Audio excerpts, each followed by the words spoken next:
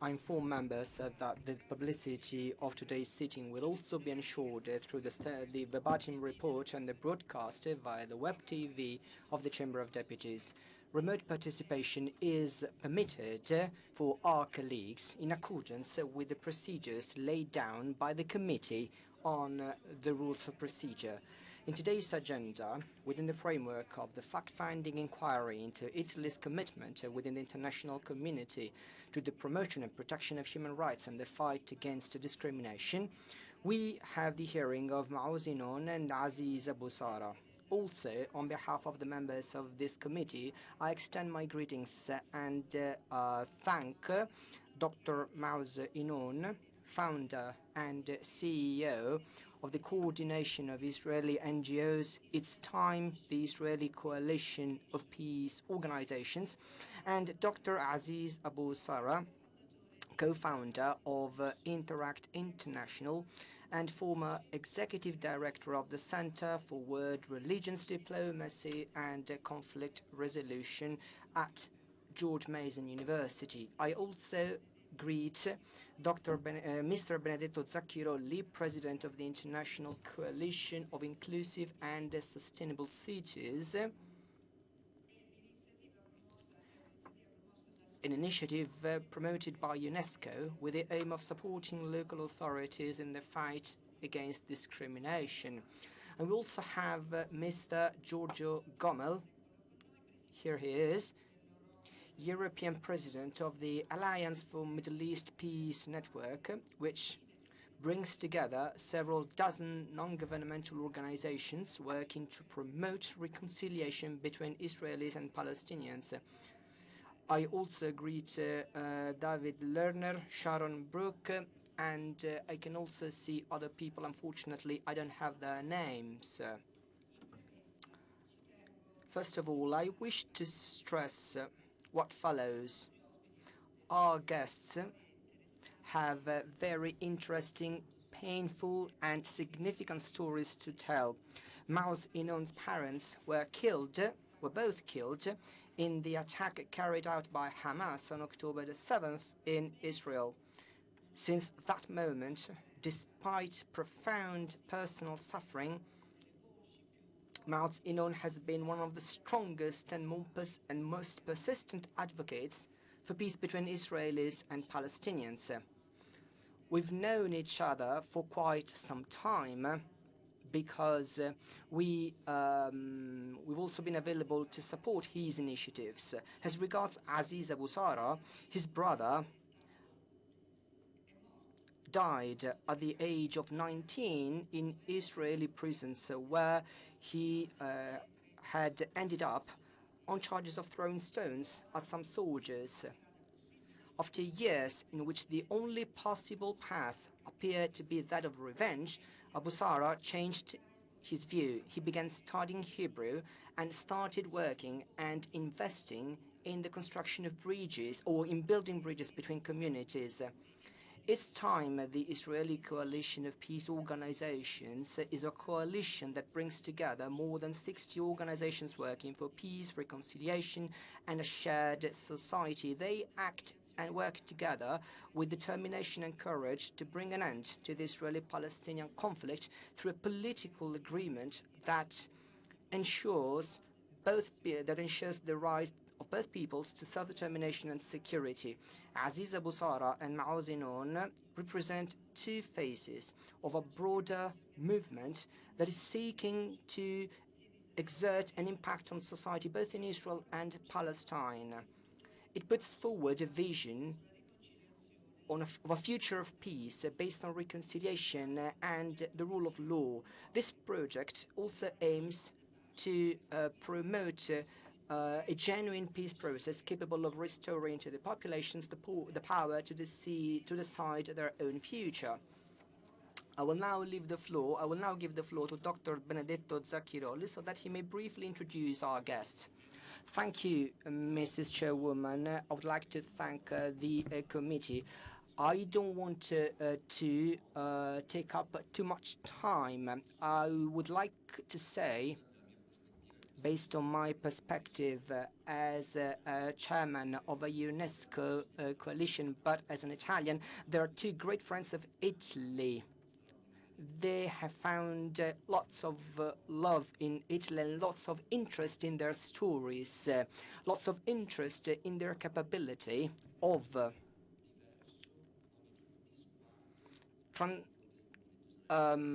talking about the Israeli-Palestinian conflict from different perspectives. Unfortunately, global media usually do not shed light on their perspectives because it's not polarizing. And what do I mean by that? I mean they seek peace, and that's why their voices are often unheard. However, they represent many Jews and Palestinians who work with them in those territories. Of course,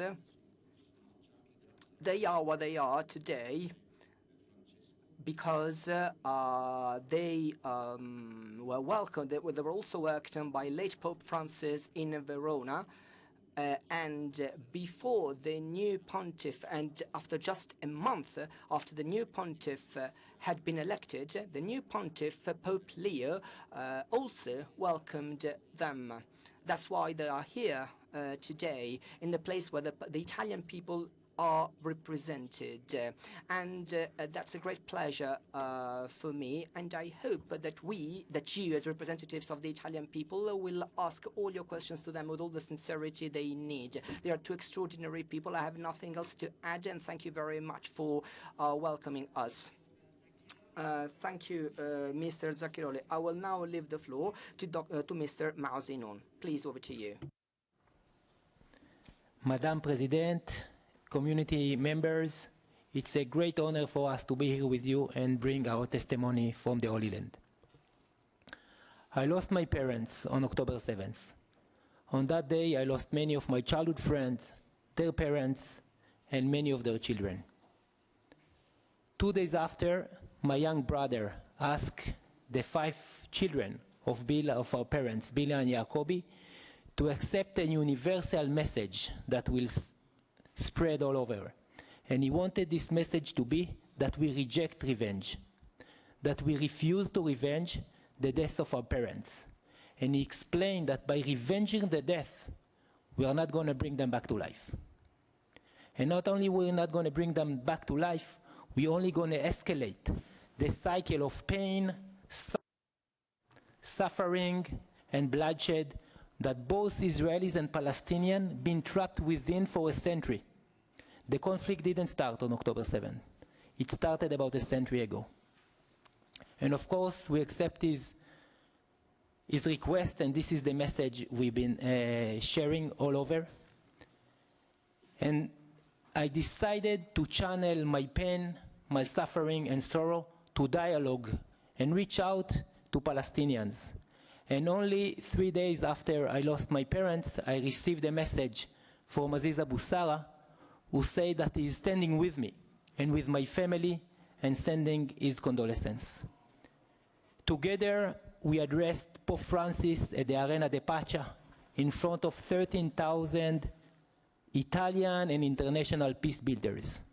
And we shared the exact message with Pope Francis. And after we addressed Pope Francis, I want to read you the words we received from Pope Francis.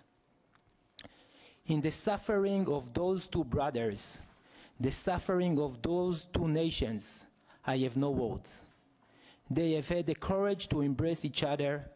Let us pray for peace, and for those 2 brothers to bring the will to work for peace to their people. And after the words of Pope Francis, I'm able to say now that on October 7th, I lost both my parents, but I won a brother. I won the Palestinian Aziz Abu Sarah as a brother.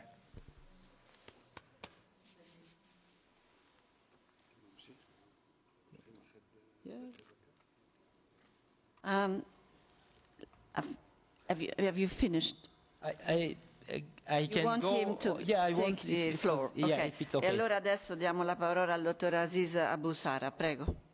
The way Maoz and I usually talk is we go back and forth a few times. To know, so I'm not surprised. And we often continue each other's sentences as well. As Maoz said, we're not brothers only in a symbolic way. In many ways, it's become a real thing. Thank you, Madam President. Thank you, everyone, for being here and for inviting us to speak with you. Like Maoz, I also have had my personal share of the effect of the Israeli-Palestinian conflict and the occupation on my family. I'm the youngest of 7, and my older brother, Taysir, was arrested from home on allegation of throwing rocks when I was 9 years old. And he was tortured in prison and ended up dying as a result of that torture, so he would confess to the charges.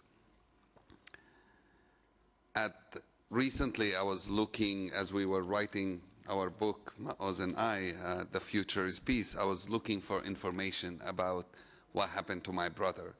And I came across a report from B'Tselem, an Israeli human rights organization that was written right around the time Taysir was killed. And reading through that report was one of the hardest things I've done.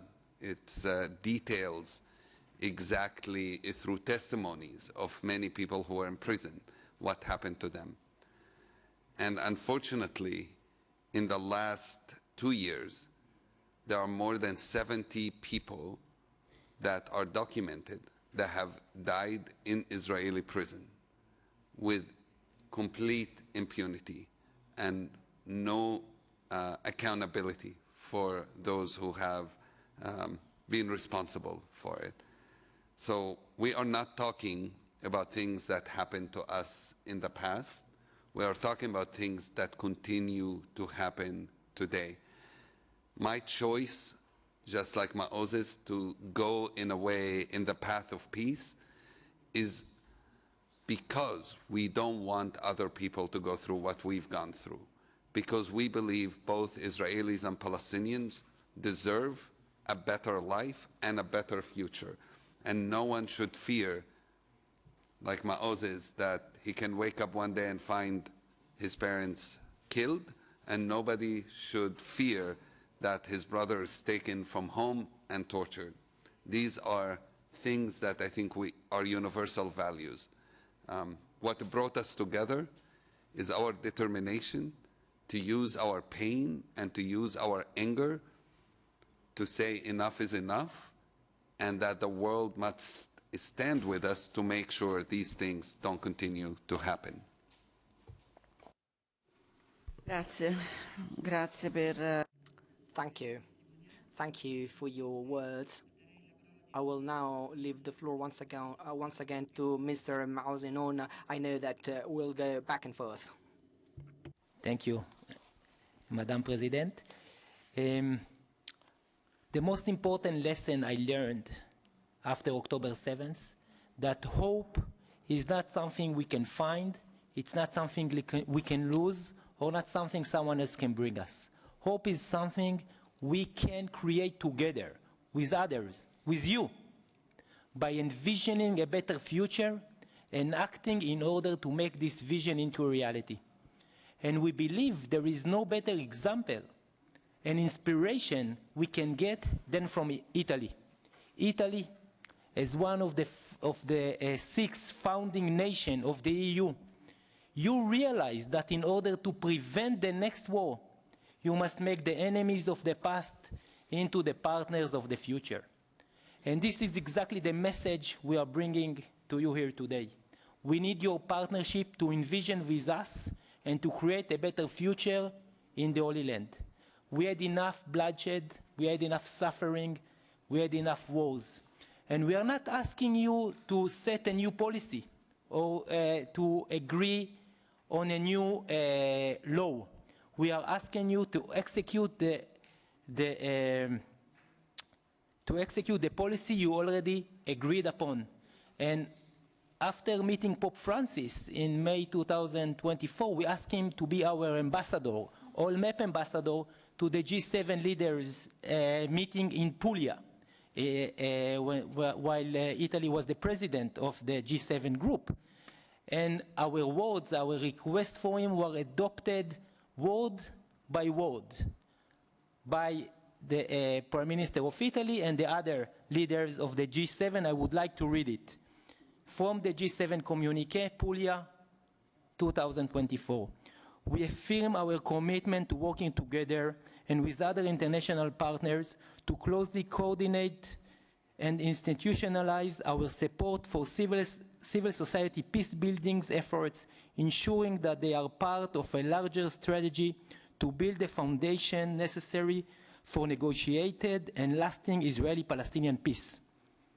All parties must refrain from any ultraliberal actions that undermine the prospects of two-state solution, including Israeli expansion of settlements and the legalization of settlements outposts.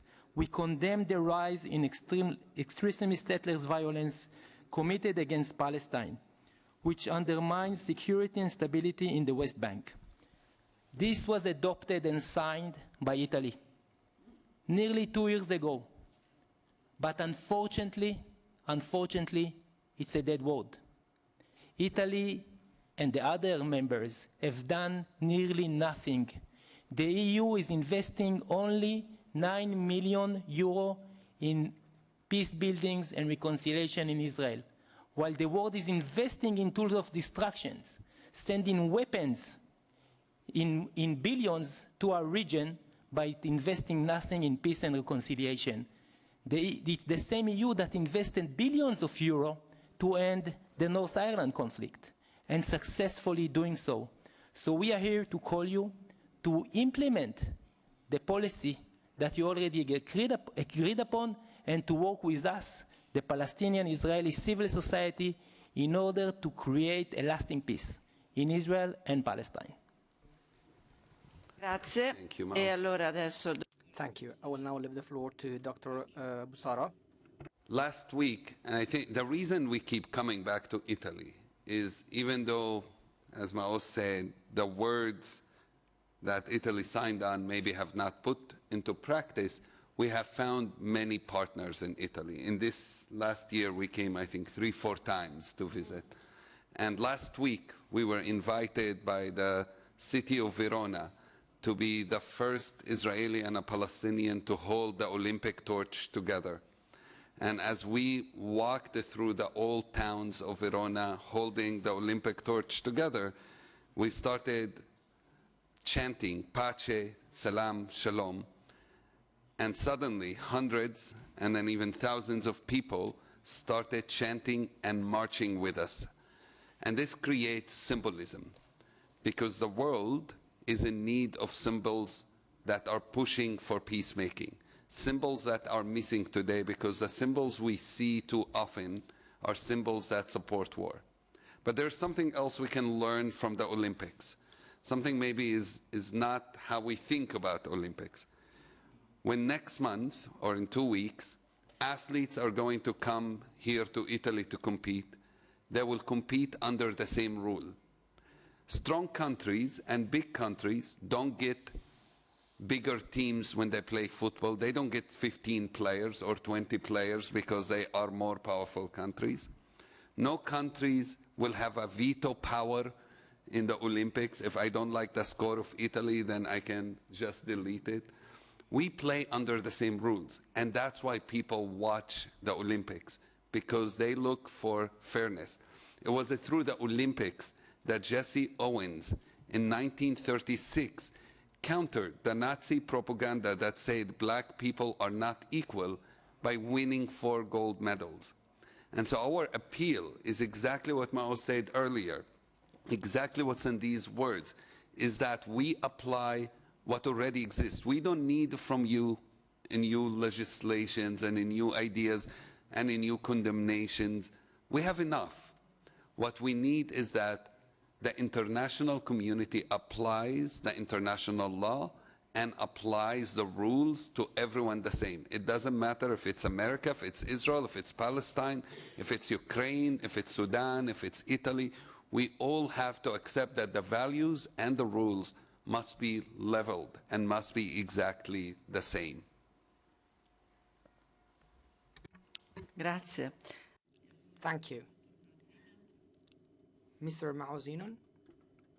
And on April 30th, a few months from now, we will do the second People Peace Summit, Israeli-Palestinian Peace Summit, this time in Tel Aviv, where we're expecting thousands, even more, Israelis and Palestinians to gather together and to envision and to act in order to make our reality the reality we all deserve, the reality you live within, the reality where human rights are coming first, the ethnicity, religion, or race.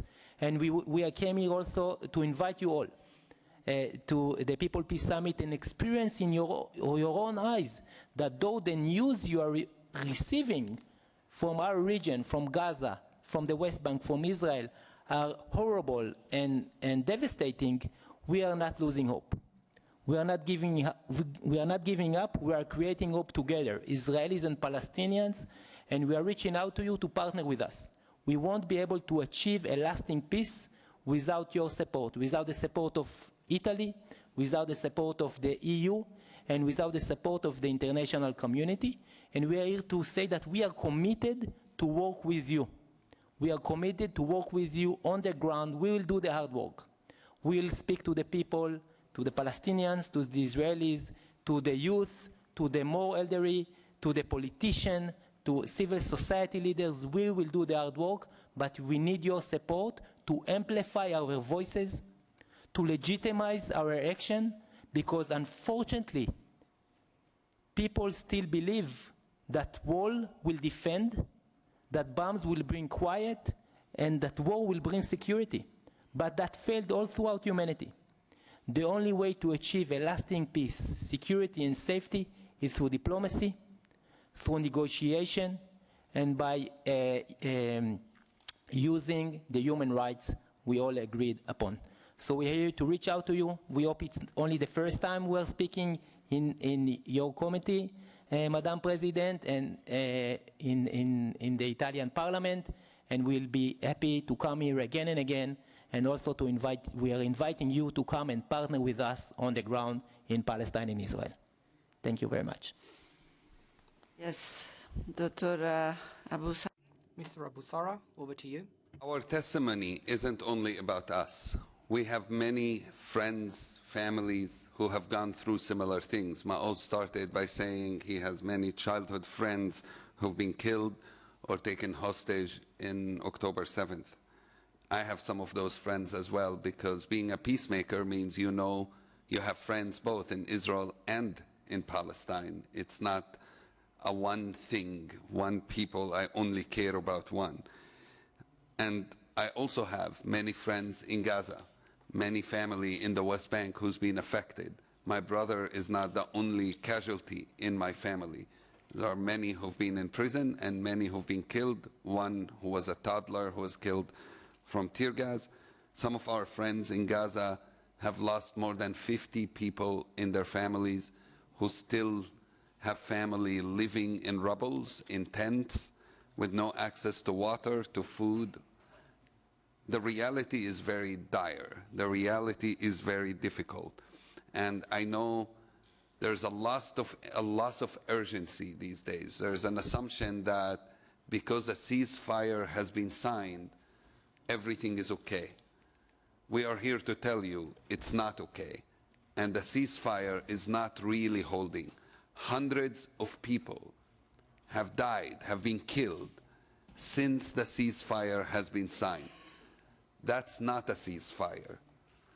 And for urgency to be lost because there's a document signed is a mistake.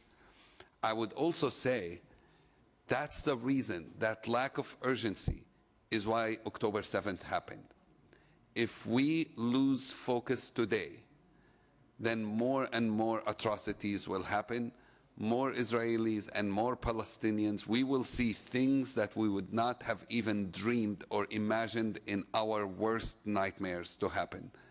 And it's not only going to happen in Israel and Palestine, it will normalize these kind of atrocities to happen everywhere else in the world. So we don't only ask you because care about us, poor Israeli, Palestinian people.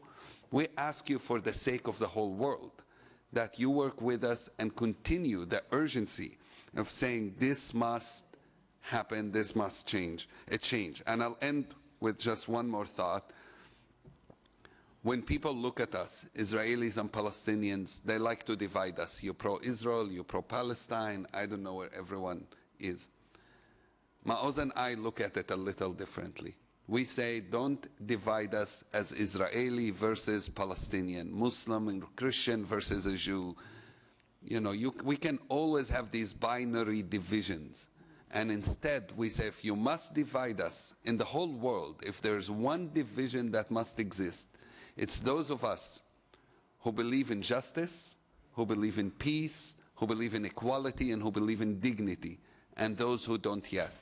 And we are here because we believe that we have partners that are with us because you believe in justice, in inequality, in dignity, and peace. So we don't see sides. We see us in the same fight for those values. Thank you. No, just no. Va bene. Allora. All right. Thank you very much for these words, for your testimony. Two voices speaking together. I will now ask my colleagues if they have any questions. Honorable MP Fassino, please, over to you. Thank you, Madam Chairwoman. First of all, I would like to thank our friends for being here. It was really interesting to listen to you. You really are the voice of our project of coexistence and mutual recognition, which is the only peace solution. However, my question has to do with how much agreement or consensus there is in Israel over this issue, because we know that October the 7th shocked the Israeli society, and the Gaza war has resulted in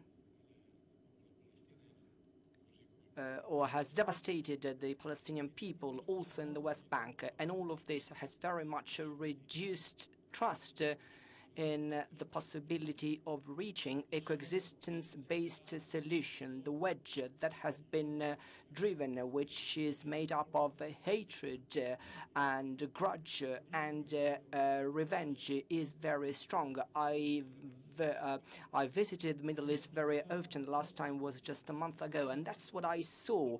And I'm very worried about that. Both in Israel and among the Palestinians, I found very few people who believed in a solution based on peace and coexistence. But I believe this is the only solution. You have talked to us about this extraordinary experience. In your view, how do you think the public opinion is welcoming your endeavor? Thank you, Mr. Fassino. Over to Mr. Berruto. Please, over to you. Thank you, Madam Chairwoman. First of all, I would like to thank our guests for their touching, moving testimony. It's really wonderful to have them here. It was wonderful to listen to them. I met Maoz a month and a half ago during a trip that some of us carried out in the West Bank. And I had the pleasure to meet Aziz now, and very much liked his reference to the Olympic Games. Just a few days ago, you did something symbolic yet very powerful. I'm saying so because I've been dealing with sport throughout my life, and during this trip to the West Bank, I had the opportunity to train what remains of the Palestinian volleyball national team. In my life, I was a volleyball trainer for many years. With regard to what you said, I very much believe in the value of sport. not just in the light of what you recalled, that principle of equity. Everybody is standing on the same foot, on the same footing, and also had the honor of training the Italian national team at the Olympic Games twice. At the Olympic Village, I saw people coming from different nations, even nations that are at odds with each other, in conflict with each other. This is a kind of utopia that happens every 4 years and lasts for just 15 days. And I had the chance of living this moment.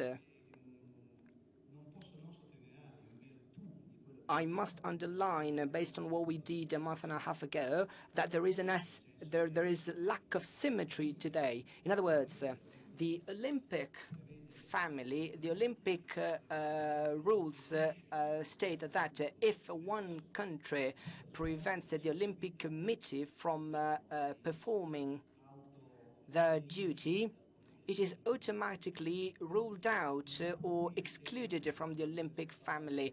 Here, I do not want to talk about a possible decision to exclude or not to exclude a country. This has happened dozens of times in history, but I personally saw that in this moment, sport in Palestine, like many other things, is subject to apartheid. It is not possible to practice sport. We've been talking about the demolition of a football pitch that has become a symbolic place that needs to be defended in Bethlehem. To me, the most powerful symbolic gesture could come through sport, which could equal, which is what you mentioned at the beginning of your remarks. And yet today you made another very powerful gesture. You hugged each other. So my question is, do you think it is possible to become ambassadors of your respective Olympic committee? What do you think the impact of such an initiative would be? This would be perfectly in line with what you've been doing so far, especially since you carried the Olympic torch in Verona just a few days ago. If this happened, I would be honored and happy to develop or carry out any project that would go down this path. Thank you. I will now leave the floor to our colleague, Mr. Ferrari, or Mrs. Ferrari, actually. Thank you. I would like to thank our guests for their testimony and for the commendable work they've been doing. Over the years, I've worked to hold conferences like this to promote dialogue, conferences or meetings where Palestinians and Israelis could tell the same story, although from different perspectives. Because we do not want to divide people into groups, like you said, based on ethnic or religious characteristics, but simply to divide them between those who believe in peace and the value of human rights and those who do not. However, during the visit we paid last November to the West Bank, I was actually disenfranchised and disappointed. I had the impression that the Israeli people actually accepted what was happening or is happening to the Palestinian people. Many Israelis view the settlers as the front line that protects the rest of the Israeli population, as if the rest of the Israeli people didn't care about what's been happening in Gaza and the West Bank.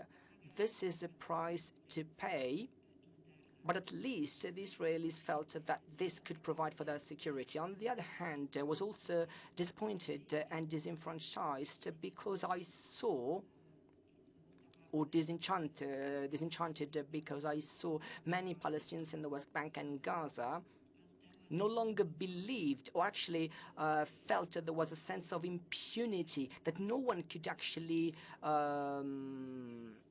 make justice for them in the light of what they endured or went through. You said that you do not seek revenge. You actually want justice. Or actually, justice should be wanted. However, justice today is at stake, both in light of the impunity that we saw in those territories and in the light of the attack on the organizations that should protect international law. So my question is, you said that hope cannot be simply granted or taken away. It should be built. So in the light of what has been happening over the last few days, for example, the building or the establishment of the board for Gaza, whatever they are envisioning or coming up with to go along the path of a negotiation that, in my view, is not negotiation. Do you see any hope in this process? Can you help us understand what are the positive elements in what I believe is a very gloomy picture? Thank you. Mrs. Quartapelle, thank you. Thank you very much for your testimony. I think that not just your words, by the way, but also what you've been doing, your endeavor. My colleagues have already asked many important questions. My question, though, is going to be quite different. How do you view us? Mr. Maoz said at the beginning of his remarks, and this was already, and it was also repeated by his colleague, that the Palestinians and the Israelis are always depicted as if they were two different sides, two different categories. However, I believe that our public opinions in the West have been infected with this virus. Speaking about this issue 10 years ago was a heated, or actually resulted in heated debates. However, this has become almost impossible today. You've been roaming Italy and other European countries. So, what are the places where your message has been received the most? And I ask this question because we want to understand what kind of support we can provide, where we can provide it, because it's no longer easy to convey a message that coexistence is possible. And I believe this is our common responsibility. We are not involved, of course, like you are. So the message that we should convey is that this coexistence is possible. However, this message is difficult to convey here as well. So in your view, what do you think this message has been understood or welcomed? Are there any parties that, in your view, we should hold alliances with? Because perhaps this is something that we cannot understand. Thank you. I will now provide my view. Of course, you've been doing a great job in raising awareness among the public opinion, talking to people, letting them understand that peace is not possible unless very few steps are taken, and it's politicians that need to take them.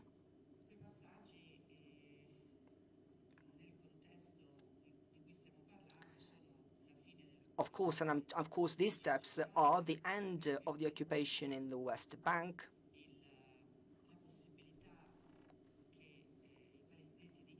and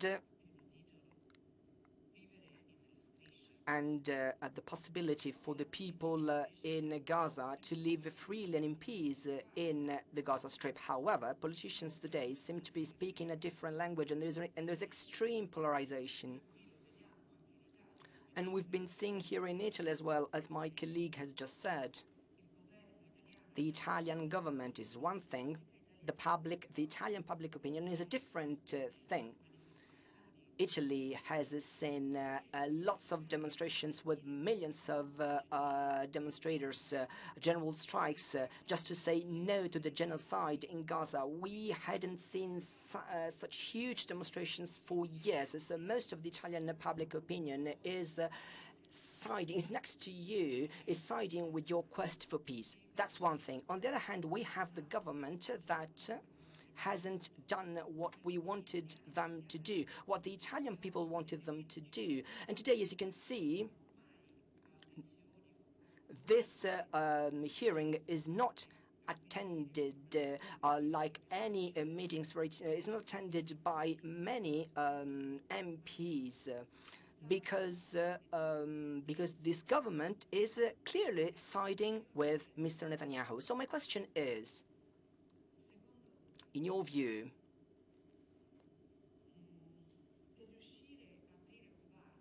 if we want to achieve peace in Israel and Palestine, what should be done? Is it enough to change leadership?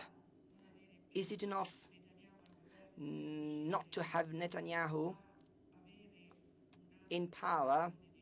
Is it enough for a solution to the Palestinian issue to be achieved? Is it possible to have a majority that wants to recognize the Palestinian state, wants an end to the illegal occupation of the West Bank? From the Palestinian side, there are some politicians, and I'm talking about the Palestinian Authority, that doesn't enjoy the necessary consensus, doesn't have many supporters today. So, how do you think that you can promote this project of yours? What are the political changes that are necessary? Is it enough to have a change in leadership, or do you think that much more is needed? Okay, so who would like to reply first to all of these questions that we have asked? I know there are many questions. Let us start with Mr. Aziz Abu Sarah this time. You start. So, con Maoz Inon. Prego, Maoz. Grazie mille. It's over to you. Yeah, you ask many great questions. Thank you. You ask many great questions, and we won't be able to answer all those questions in this now in this committee, but we would love to continue our dialogue and our discussion, and to work with you to find the answers to all your questions and even more. That question that maybe we didn't have time to be asked. I will start with the first one, with the public opinion. Can it be changed? And there is a huge urgency, like we shared before, and like those of you who visit Israel and Palestine recently, there is a huge urgency to act now.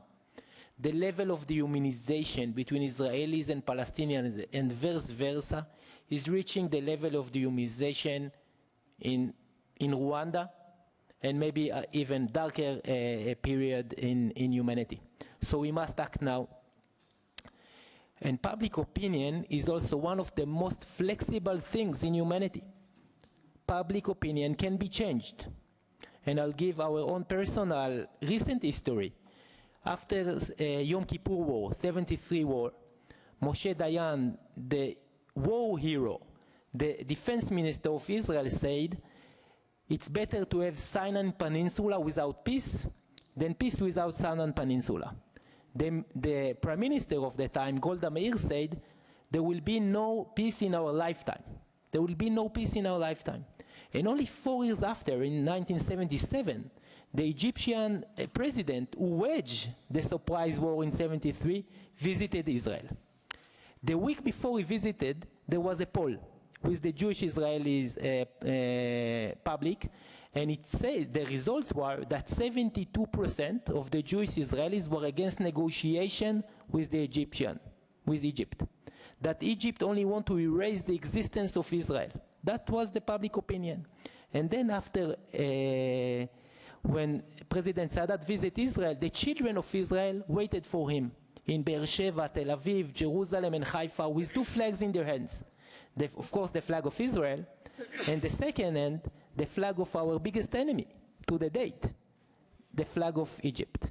And it was Prime Minister Menachem Begin who said in his historical speech in Jerusalem that we can prevent the war, but we cannot prevent peace. Peace will definitely happen. But who was Menachem Begin? Menachem Begin was 39 years in the opposition. Before the independence of Israel, he was the commander of the Irgun, a militant group that attacked civilians, Palestinians and British civilians, and many civilians' lives were lost. He was the wanted terrorist by the British mandate. And only 39 years after, he became a peace hero, winning the Nobel Prize for peace. So we need to create the pressure and to change the public opinion to make peace. So I care a lot where the public opinion is nowadays in Israel and Palestine, but I care more where it can be next week, next month, next year. And together, we can change the public opinion, like it was changed so many times, not only in Israel and Palestine, but all over the world. And then I will try and move to, I would leave the Olympic to Aziz, if it's okay. And it's because I'm the athlete. And also, I will comment about the peace board. In a second, I want to try and answer what can you do. And I start by telling you what we are doing. So we have 5-chapter roadmap to make peace. 5-chapter roadmap. Chapter number 1 is that we must dream about peace. We must dream about peace. 3 days ago, it was the anniversary of Dr. Martin Luther King Jr. Day. Martin Luther King wasn't afraid, wasn't shy to shout out that he has a dream. And this is where we need to be now. If we consider ourselves as leader, we must provide the people with a great vision. And I believe nowadays there is no great vision for humanity but ending the longest conflict that we live within, the Israeli-Palestinian conflict in the Holy Land, in the Terra Santa. And by achieving peace in the Holy Land, the ripple effect will be so great that we'll achieve more peace and we'll have more human rights all over the world. So chapter number 1 is to dream about peace. Chapter number 2, which is what we are doing now, is to amplify this vision, to amplify the dream. So we can do it here in the committee, we can do it in the streets of Italy, we can do it with the church and with sports and culture and many other venues where we can amplify the dream. The third is to legitimize peace. Unfortunately, peace is not legitimized anymore. Only war and weapon. So we must once again legitimize peace, and there is no better nation than Italy that proves the importance of legitimizing peace.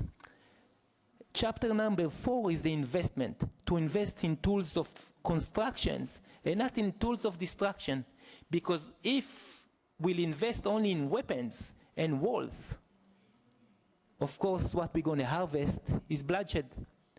So this is what I'm calling you to pressure the Italian politicians, the EU Commission, to invest in peace, to invest in shared life initiatives, to invest in shared future initiatives. So we need to change the investment from war to peace and reconciliation. And the 5th chapter is to create the political will. And what I learned from Aziz, who been studying about conflicts all over the world, that many times those who signed the peace treaties, the day before, they were still holding guns. They were charged for war crimes.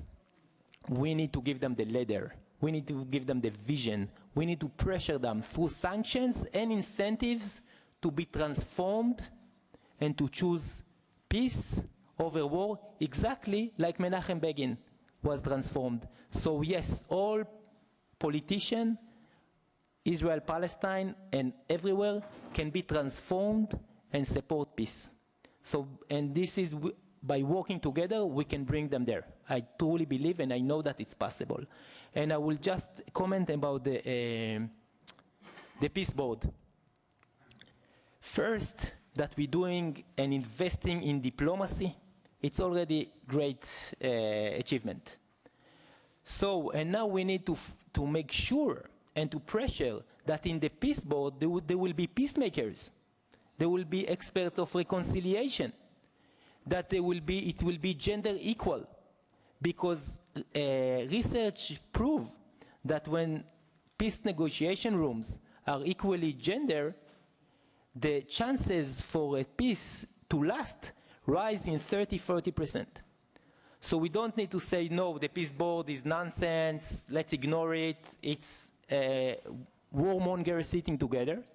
Let's pressure those who are there to act differently, to be accountable, and to make sure that we also can bring peacemakers, reconciliation experts, and educators, philosophers, faith leaders into this Peace Board.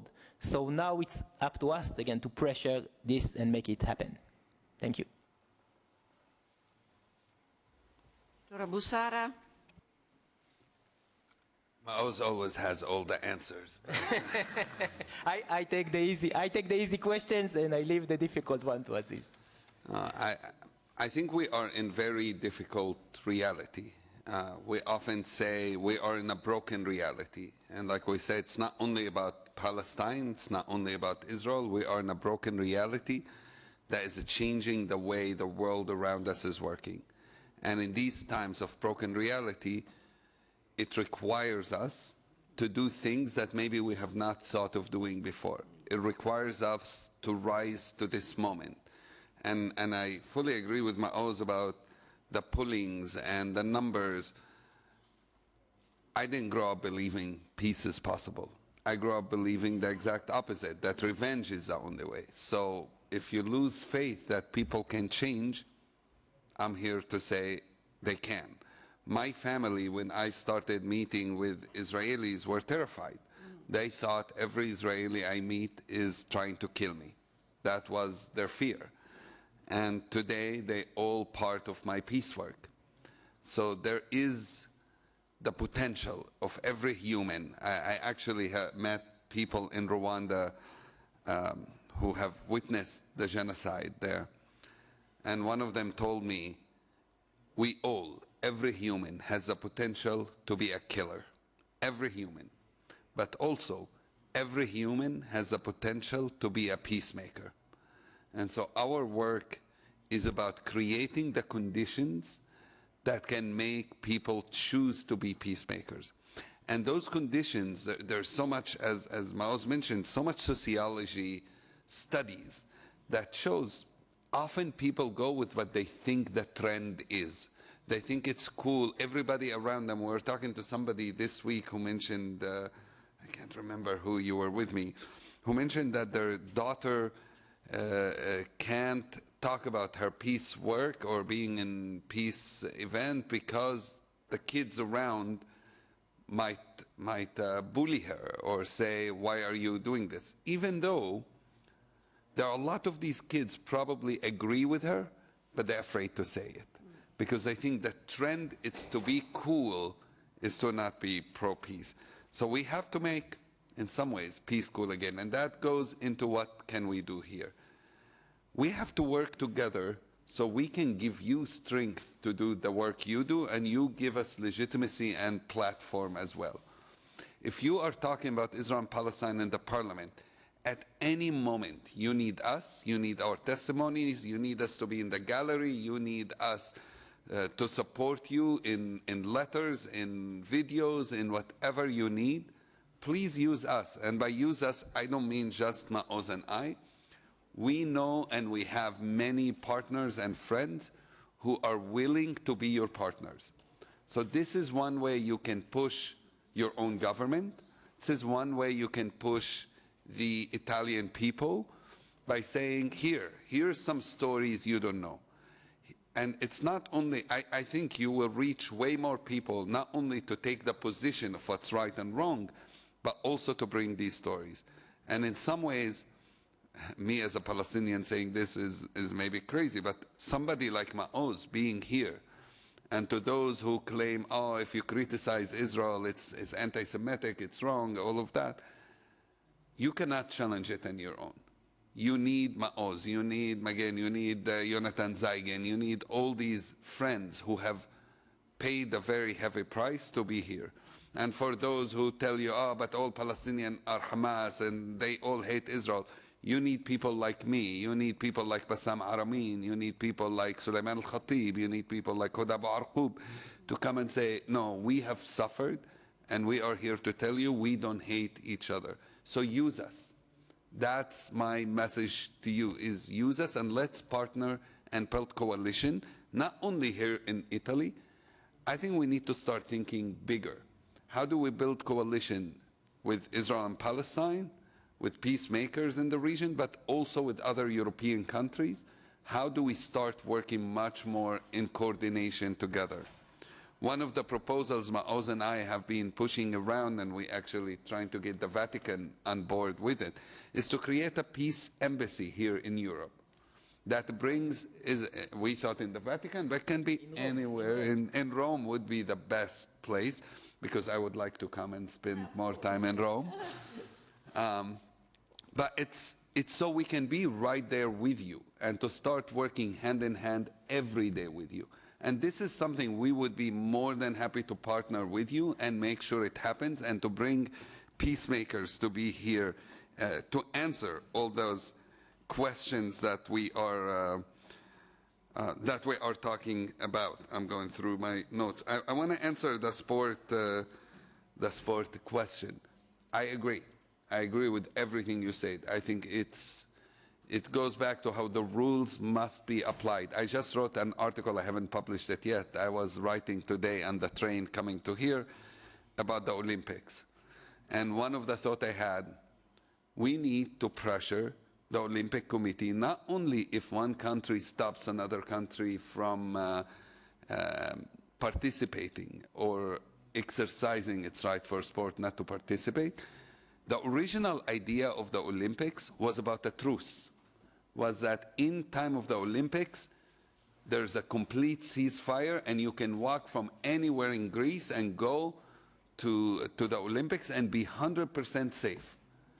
This needs to happen today as well. For any country to be part of the Olympics, doesn't matter if it's America, if it's Israel, if it's Qatar, if it's Russia, if it's anyone, this needs to be a requirement. That you need to allow a ceasefire in any conflict to be part of the Olympics, because that's the original, the original message. The idea that the Olympics was not political is a big bullshit. The Olympics was a political decision. Sports was used for diplomacy, and we should again use sports for diplomacy. And I would even add more and say, we need to push that the times of Olympics are times of international cooperation and negotiation with peacemakers. This is something we can all do. As for Maoz and I being the heads of our Olympic delegation, I don't see Israel and the Palestinian Authority nominating us to do that. But what I can see happening is something we together maybe can push the Olympic Committee to do, which is to create a delegation of peacemakers marching under the flag of peace. And Maoz and I and other, not only Israelis and Palestinians, I worked in conflict resolution in many countries in the world. We can bring dozens, hundreds if we need to, of incredible peacemakers to march and to give a platform to peacemakers. And this is really what we need from you, to help us amplify the message of peacemaking. And we have, the Olympics is one example, but there are so many other examples that you can help us reach that we would never do it on our own. You have doors that you can open that we cannot reach without you. So whether it's pushing the Olympic Committee, whether it's pushing through the World Cup coming up soon, whether it's pushing through even local events that's happening here in Italy, we are more than happy to participate, to be here, to support you, to help you, to bring other people. But we cannot do it alone. And anybody who tells you Israelis and Palestinians can sit and negotiate on their own and have peace, it's not going to happen. Just like Russians and Ukrainians cannot make peace on their own without Europe being involved, Israelis and Palestinians can. Just like the Congo, just like Sudan, our world is so intertwined today. And without each other, things will only continue to get worse. So we appeal to you to use us, and so we can all open doors for each other and achieve our goals. The same values you promoting here, the same values Maoz and I are also promoting. Thank you. Sì. Allora, grazie.